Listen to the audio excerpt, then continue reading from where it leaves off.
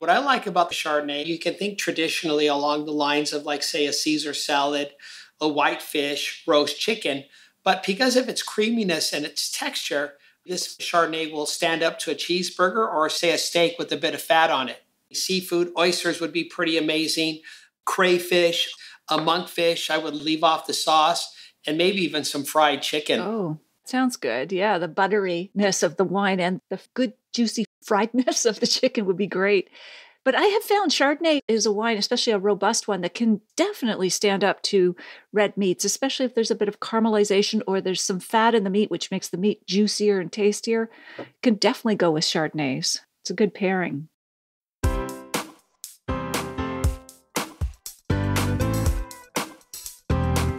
Do you have a thirst to learn about wine? Do you love stories about wonderfully obsessive people, hauntingly beautiful places, and amusingly awkward social situations? Well, that's the blend here on the Unreserved Wine Talk podcast. I'm your host, Natalie McLean, and each week I share with you unfiltered conversations with celebrities in the wine world, as well as confessions from my own tipsy journey as I write my third book on this subject. I'm so glad you're here. Now pass me that bottle, please, and let's get started. Welcome to episode 216. What's the trade-off between flavor and alcohol? How does Chardonnay lend itself to some unusual food pairings? And where do you find great value in California wine? You'll hear those tips and stories in part 2 of our chat with Chuck Kramer, host of the podcast On the Road with Mr. C.A. Wine. You don't need to have listened to part 1 from last week first, but I hope you'll go back and take a listen if you missed it after you finish this one. Now, a quick update on my upcoming memoir, Wine Witch on Fire, Rising from the Ashes of Divorce, Defamation, and Drinking Too Much. Last week I mentioned the TV show Younger that I'm binge watching. I wanted to share 2 more observations about how the publishing industry is portrayed in this series versus real life. The first is that the publishing deadlines are whack. One book is pushed through the process in a matter of weeks. In reality, the acquisition process of selling the book can take several weeks to several months. After a publisher buys the book, and assuming you've already written it fully, there are usually months, if not a year or more, of various levels of editing, developmental, copy, and line. Then there's the creation of a marketing and publicity plan, printing, and getting the book listed on online retailers, as well as the sell-in process to various bookstores, all of which can easily take another year. On average, it's a 2-year timeline, sometimes longer, but I do love fantasy TV. The other aspirational element is all the glamorous parties the publishing staff attends. The days of the book tour are over, but it's great to watch this call back to another era. Personally, I hope to host events in Toronto, Ottawa, Niagara, Picton, Halifax, and possibly Montreal and Vancouver. But these will be on my own dime, and I'll try to break even with a modest ticket fee. There will be wine involved, of course, so I hope you'll come out to meet me and raise a glass or 2 together. Here's a review from Kate Gooding, a beta reader from Ottawa. I would say this book is a triumph of the human spirit, heart, and intellect. If I were younger, it certainly would have fueled the courage needed to reach out and explore all of life's possibilities, to live my best life and more fully achieve my own potential. I've always been curious about what attracts people to wine and how they draw pleasure and comfort from it. The intimate descriptions of Natalie's relationship with wine gives me insight into such an experience. I also learned a lot about the wine industry and how it works in Canada and around the world. And her story certainly represents a microcosm of the societal changes that have been occurring in the last decade. I really enjoyed her lighthearted sense of wordplay, and I'm anxious to taste some of the lively wines that were described in the book. I'd like to develop a more discerning palate and learn to appreciate the flavor notes that Natalie points out. I give this memoir 5 stars because reading this book is like having a conversation with her. I felt tuned in to the lens through which she views life. I've really enjoyed getting to know you, Natalie. Thank you, Kate. I've posted a link to a blog post called Diary of a Book Lunch in the show notes at nataliemaclean.com/216. This is where I share more behind-the-scenes stories about the journey of taking this memoir from idea to publication. If you want a more intimate insider seat beside me on this journey, please let me know you'd like to become a beta reader and get a sneak peek at the manuscript. Email me at natalie@nataliemaclean.com. Okay, on with the show.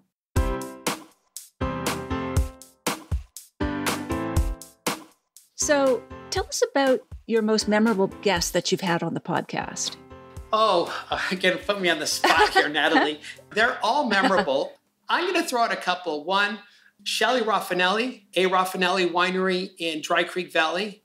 I love their Zinfandels. They've been making Zin for 40 years. Never met her before. Been to the winery about 8-10 times. Met the sister, met the dad. Still haven't met Shelley, but for some reason, we just hit it off on the podcast. Laura Roach, associate winemaker at Sanford. Got to know Laura now a little better, but I interviewed her early on without having met her yet. And I like that connection there. But probably most memorable would be Coach Dick Vermeil. He coached the UCLA Bruins, the Philadelphia Eagles, and then he took the St. Louis Rams to the Super Bowl. Now, I grew up in LA, and I'm an LA Rams fan. I wasn't happy when they moved to St. Louis. But, Coach Vermeil has a tasting room in Napa on First Street. Oh, really? He purchases fruit from a couple vineyards in Napa. And I had him on the podcast, and he was just elected into the National Football League Hall of Fame. Oh, wow. So does he have his own winery? He doesn't have a winery. He uses a custom crush facility. Yeah. But, he makes Vermeil wines. He makes a delicious Cabernet Franc. The Cab Franc is gorgeous. He makes a really good Chardonnay. And so just having Coach Vermeil on the podcast, he just said yes. He doesn't know who I am. And now he's a Hall of Famer. Wow. So that was really cool. Wow, that's cool. Did you talk about the intersection of football and wine? Like, was there any pairings or anything cross tangents? Well, we didn't talk about pairings, but he did talk about how he brought his motivational skills as a head football coach, directing his winemaking team. I think, I get just chatting with him. I think he's a player's coach. I think you could chat to. He's not one of these guys who's going to go nuts and just bark and F-bomb you the whole time. But I think, obviously he's transitioned well from a very successful coaching career to making really good wines in Napa. That was a fun chat. That was good. That sounds like fun.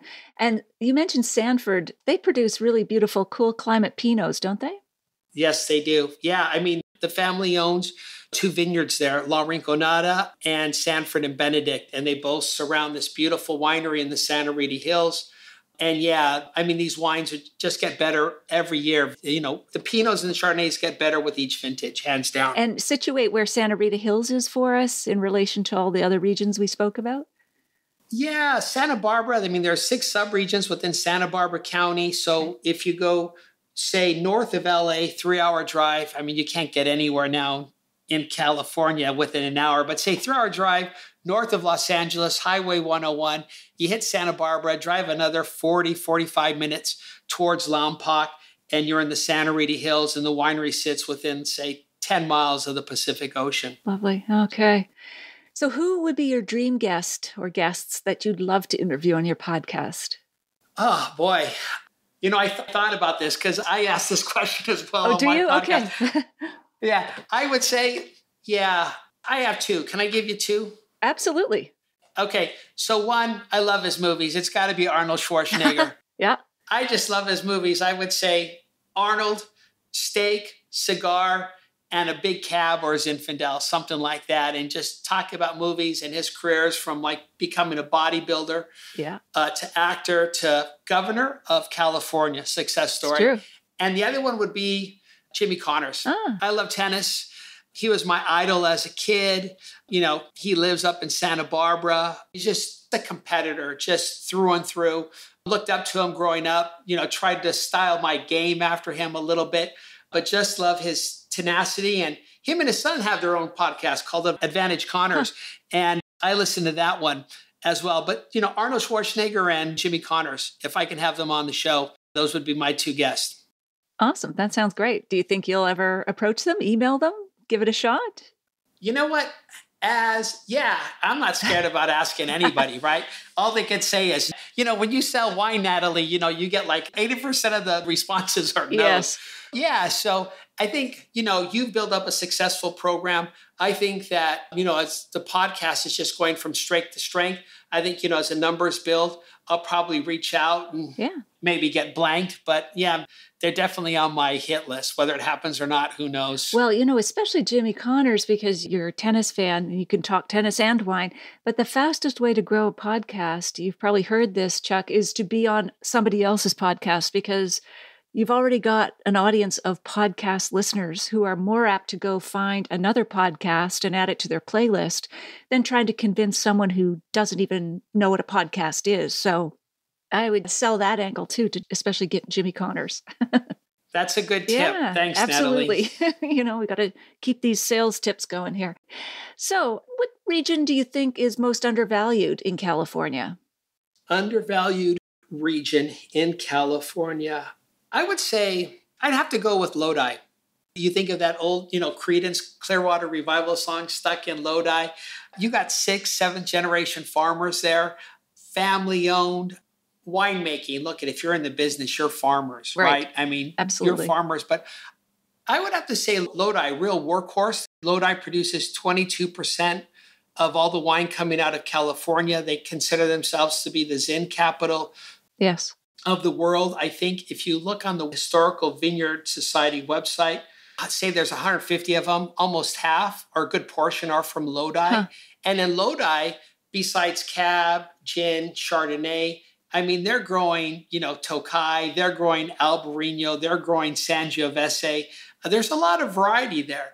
So yeah, undervalued. I mean, not forgotten. I mean, they're a big player on the map. Right. But I think if you're looking for a fruit forward, wine that's going to maybe set you back $10 to $20, I go to Lodi every day of the week. Yeah, great values. They are well priced here in the Canadian market as well. So, of course, all the wine talk's making me thirsty. So tell me what wines you have there with you, Chuck, please. Do you want to see them? I do. Hold them up to the camera, but also for those who are just listening to the podcast, we will have links in the show notes to these wines. So, okay. Two. All right. So, we've been enjoying a warm summer here in the United Kingdom. Hopefully this is going to lead to an Indian summer. So I have 2 Chardonnays here. I have the Federalist Chardonnay. It's a brand that's owned by Terlato. The winemaker is Brian Parker. And then we're talking about Sanford. I have, the Federalist Chardonnay 2018. I think we're on the 19 now. And the Sanford Chardonnay 2018, made by Trey Fletcher and Laura Roach over at Sanford. So, just stylistically, when you were talking about Chardonnay earlier, Natalie, just 2 different styles. Federalist Chardonnay, a bit heavier in the mouth, great creamy texture, vanilla notes, American oak. Sanford, a bit more refined, sophisticated, nice texture, but great minerality difference. Federalist, it's purchased from Mendocino, California. So you're north of Sonoma. Sanford, it's all estate coming from our 2 vineyards, La Rinconada and Sanford and Benedict. So just great minerality and just stylistically 2 different wines, but just gorgeous to enjoy. The Federalist, I've tasted the red one before. And is it Franklin on the label? Like the mugshot? Okay. Yes. That's a Cabernet Sauvignon. So we've taken images off U.S. currency and we put them on the label. So George Washington is on the Zinfandel $1 bill. Benjamin Franklin, the $100 bill, is on the cab. But we have Honest Abraham Lincoln, who's on the $5 bill on our Honest Red Blend. So there's a play there. So it's like staring at a Ford Mustang, right? When you're looking at these wines, 100% American, but the juice is from California. Yeah, no, that's great. I've just got a couple wines. I chose one Californian. This is the Palisades from, I believe it's Gott Wines, Joel Gott Wines. Yeah. Nice producer. Yeah. And I've got 2 reds, you've got 2 whites, but my backlog of wines ready to be tasted is building up. So I wanted to open some and get this going, but lots of mocha and dark fruit on the nose for Palisades, which is a red wine blend. And then I've got Popcorn, which is a brand from Bordeaux, not traditional at all. Popcorn, Merlot from Bordeaux, more of a consumer-friendly label. And a movie wine, yeah, right? Exactly. Pair it with some Arnold Schwarzenegger should get involved, I guess. Yeah, exactly. Yeah, very different. But two good wines. I'll link those in the show notes as well. But what would you pair with your wines? Well, you know what? Both wines are made to be enjoyed on their own. We sell both by the Mm-hmm. glass. I would say the Federalist Chardonnay, what I like about the Federalist Chardonnay, I mean, you can think traditionally along the lines of, like, say, a Caesar salad, a white fish, roast chicken. But because of its creaminess and its texture, I guarantee you this Federalist Chardonnay will stand up to a cheeseburger or, say, a steak with a bit of fat on it. Nice. Okay.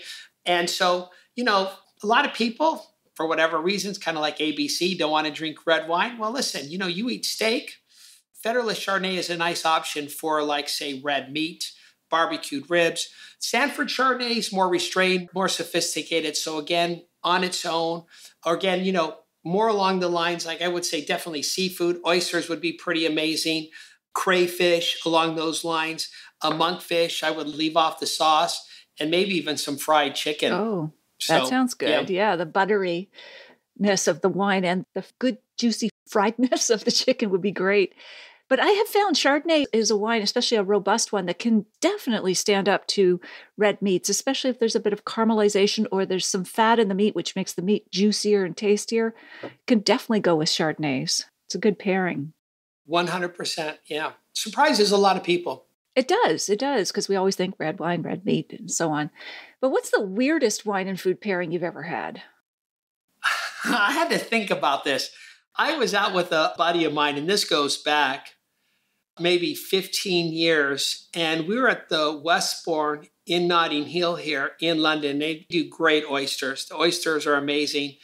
And I think, we ordered a dozen oysters, and I kicked off with a beer. And he ordered a glass of Australian Shiraz. Wow.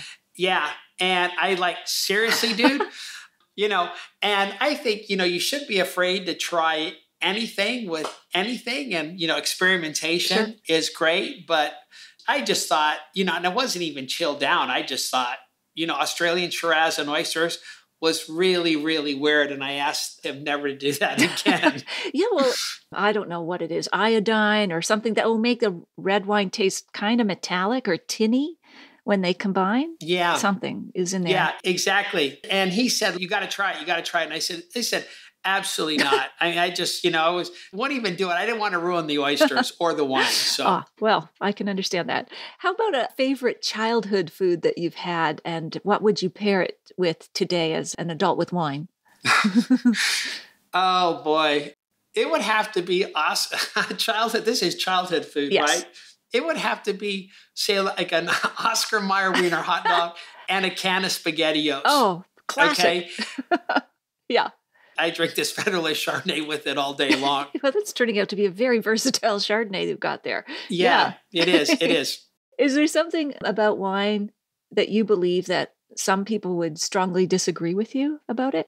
Wow. Yeah. I mean, I do. It's just, I cannot wrap my head around this whole natural wine movement. All wine's natural. All wine comes from the ground. It's not like any winemakers, adding artificial flavors to the wine, whether it's a $6 bottle of wine or $250 a bottle of wine. That's true. And if they are, it's not called wine. It's called flavored beverage or something. So. Exactly. So, yeah, this whole natural wine movement, I think it was season 1, I interviewed Dr. Jamie Good, and we talked about this natural wine movement. And the caption I wrote for this was, "The Emperor's New Clothes." And look at, whether you like natural wine or not, it creates excitement for the category. It brings something new to the category. And I'm all for that. But at the end of the day, it's just a marketing gimmick. It's kind of like low alcohol or no alcohol wine. You really have to struggle to say this is enjoyable, because if it's a no alcohol wine, for example, and now I've changed subjects, where's the fruit? But with the natural wine movement, going back to natural wine movement, all wine's natural. So you know what? Come up with another term. Right. I'll leave it at that. Low intervention maybe, but there's also no official definition, as far as I know, no laws in terms of what exactly is a natural wine or a raw wine or whatever. And then with low alcohol wines, alcohol, as we know, is a carrier of flavor. So when you de-alcoholize wines, especially in the winery, as opposed to just picking grapes early, I think you are removing some flavor as well. So there is a trade-off, definitely a marketing angle, but there's always a trade-off, I think, with flavor when you get into very low or no alcohol wines. Exactly. And if you like it, fantastic. I just think it's more marketing than it is anything else. I think you can be healthy. And I think, everything in moderation. I think you can be healthy, enjoy a nice, bottle or glass of wine without cutting 5 years off your life. Yes. Everything in moderation, including moderation. Exactly. Do you have a favorite wine book? Yes, I do. And I have it right here. It's called The American Vintage, The Rise of the American Vine by Paul Lucas. Okay. And I don't remember when it was published. It's published a while back, maybe 20 years ago. But it just gives you a great sense. It just, in terms of the beginnings of our California roots, the immigrants coming over from, say, Europe and just, laying a foundation here for the wine industry as we know it today. So yeah, The American Vintage, The Rise of the American Wine. It's a book about California, and it's my favorite wine book. Oh, great. Sounds like there'd be lots of stories about the pioneers and early settlers and their struggles. And do you have a favorite wine gadget? I do. Okay. Ah, there it is. The Coravin. Oh, the Coravin, yes, to preserve the wine. The Coravin. Yes. Yeah, you know what? But also with work, one of my biggest expenses is samples. Right. So this cuts down on waste. So I can go in with a bottle of wine to account, say Taste Star Sanford Chardonnay, or say Chimney Rock Cab, and Coravin it. And then I could use that bottle for the next 2 weeks. Huh. Before the Coravin, you'd have to uncork the wine, pour it out. Maybe the bottle, if you don't leave it with the account, the bottle keeps for like 3 days. And if you don't use it or drink it, it just goes to waste. So great wine preservation device here. So I use it a lot with work. And just for those who are not familiar with the device, it's a contraption. Again, we'll put a link in the show notes, but it has a needle that pierces the cork and withdraws the wine. But in doing so, it's also still leaving a sort of tight vacuum seal. No oxygen gets into the bottle. The cork actually stays in the bottle, and you can pour these small samples out, as you're saying. So it's good for consumers too, not just those in the trade. As if you want to open like 2 or 3 different bottles, but maybe just have one glass of this tonight, maybe a glass of that tomorrow, but you want it all to preserve well, but have some more variety in your drinking. Yeah, exactly. And if you're in a restaurant and want to serve a more expensive bottle of wine, yes, use the Coravin. Yep, absolutely. So if you could share a bottle of wine with one person, living or dead, who would that be, and which wine would you open? Okay, I think this is the one I ask on mine. I really like this question. Tough. I mean, look, I'd love to sit around the table. I'm going to give you 3, Natalie. Okay, good. Sorry. Yes, please. I'd love to sit around the table with Babe Ruth. Baseball? Okay, I mean, and just talk baseball. The guy was a boozer. I mean, I like to drink. Just talk baseball. I mean, this is a name that endures today. I mean, he's the benchmark for every player who's ever played the game. So Babe Ruth would be in one chair around the table. I'd have Humphrey Bogart. Ah. I love his old movies. Again, another boozer. So getting him and Babe together, we'd probably be up till like 5 a.m. Yeah, you're going to have to buy a lot of wine too. Exactly. And then I'd probably want to have Robin Williams there. Oh, that'd be great. It just goes back to comedy. And I think that would be a fun night. Babe Ruth, Humphrey Bogart. So baseball, movies, and comedy with Robin Williams. What a great discussion. Table. Yeah, absolutely. I never leave the table. No. If you could put up a billboard in downtown San Francisco, what would it say? Oh, I'll tell you one thing. I'm glad you sent me some of these questions in advance because I would go blank on this one. You know what? A billboard in San Francisco, politics is a hot topic, but what I think I would put up a billboard just directed towards politicians in California and just say, chill out, reach across the aisle, and start doing some good for the citizens of California as opposed to just patting your pockets and staying in power. Something like that. Reach across the aisle and get some work done because we're at a roadblock right now. So I think that's the billboard I take out. Yeah, absolutely. And maybe pour yourself a glass of wine and toast each other and relax. Exactly. Relax. Yes. What wine would you like served at your funeral? Not to get all morbid, but we're going there. We're going there, and hopefully a few years out, right? Oh, yes, of course. I would have to say it would have to be Zinfandel. Zinfandel is California's signature grape variety, Federalist produces a tasty Zinfandel from Lodi. In terms of the great Zins, my favorites, it would have to be like a Zinfandel from Alban Vineyards or maybe Ridge. Okay. And then, I don't know, the tagline would be, there goes Chuck on the road for one last time or something like that. Oh, wow. And everybody would toast with the glasses in. Oh, I love that. I love that. Oh, wow. This has flown by just like a convertible ride, Chuck. As we wrap up, is there anything you want to mention that we didn't cover? You know what? I would just say, think outside the box. Quit drinking Sauvignon Blanc every day. Try something different. Obviously drink more California wine, but if it's a Raboia Gioia from Italy, do something different. And then I got a great wine tip from Will Costello. He's a master sommelier in Las Vegas. Oh, great. And he said, and when he said this, I thought, wow, this is so cool. Drink your red wines cooler. Yes. Yeah. Whether it's a Cab, a Zin, Pinots you can chill down. He goes, because, you're going to taste it chilled. And then all of a sudden it's going to open up and get better and better. If you taste it room temperature, he goes, that's it. That's all you're going to get out of it. So drink your red wines cooler. When Will said that, I thought that was a great tip. Yeah, because our mouths are going to heat up the wine anyway. So you take a room temperature red and it's going to get hotter in your mouth, or often the reds are served even hotter than room temperature. It's just bizarre. But you're right, a slight chill, just a few degrees, would be refreshing, because I find if you taste it warm or room temperature too, all you get is the oak and the alcohol up front with a red, especially a big red. Yeah. So it's a great tip, Chuck. Thank you. Well, this has been wonderful. I really appreciate this. I mean, the tips and stories you shared are fantastic. So thank you for joining us here. I'm looking forward to talking to you again, Chuck, on your podcast, but I will say goodbye for now and cheers. Hey, Natalie, thanks for having me on your podcast. I've had a blast. Okay. All right, Chuck. Take care. Bye for now. Bye.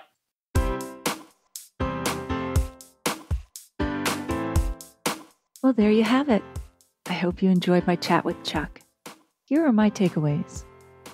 Number 1, Chuck gives a great explanation about the trade-off between flavor and alcohol. 2, I love his unusual pairings for Chardonnay. And 3, Chuck gives some great tips about finding excellent value in California wine. In the show notes, you'll find my email contact, the full transcript of my conversation with Chuck, links to his website and podcast, and where you can find the live stream video version of these conversations on Facebook and YouTube Live every Wednesday at 7 p.m. You'll also find a link to my free ultimate guide to wine and food pairing. That's all in the show notes at nataliemaclean.com/216. Email me if you have a sip, tip, question, or would like to be a beta reader of my new memoir at natalie@nataliemaclean.com. If you missed episode 23, go back and take a listen. I chat with winemaker Randall Graham, who is a California blend of wine, wit, and wisdom. I'll share a short clip with you now to whet your appetite. The name Lone Ranger has been very catchy and it's been helpful to my cause. The issue I have, though, is that we in California ultimately somehow need to get out of the shadow of our European colleagues and somehow learn how to redefine ourselves on our own terms rather than as something derivative or something referential to something else. Who wants to be the second best? Do you want to be your own thing? I think we, in the New World, have to get there somehow. I'm working on it. And I think the way to get there for me personally is try to figure out what can we do in the New World that can't be done in the Old World that's interesting and wonderful and pleasurable. But let's do it and find the grapes that are uniquely suited to our sites rather than take something else and try to make Burgundian-style Pinot Noir or Côte Rôtie like Syrah or Barolo-ish Nebbiolo, for example.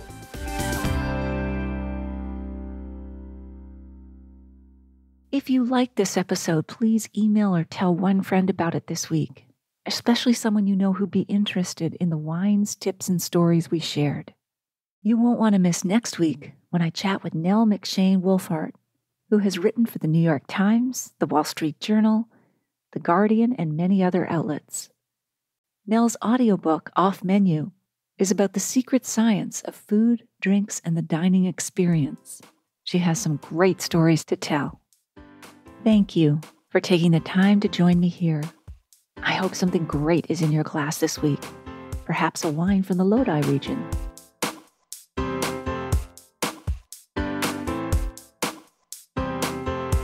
You don't want to miss one juicy episode of this podcast, especially the secret, full-bodied bonus episodes that I don't announce on social media. So, subscribe for free now at nataliemclean.com/subscribe. Meet me here next week. Cheers.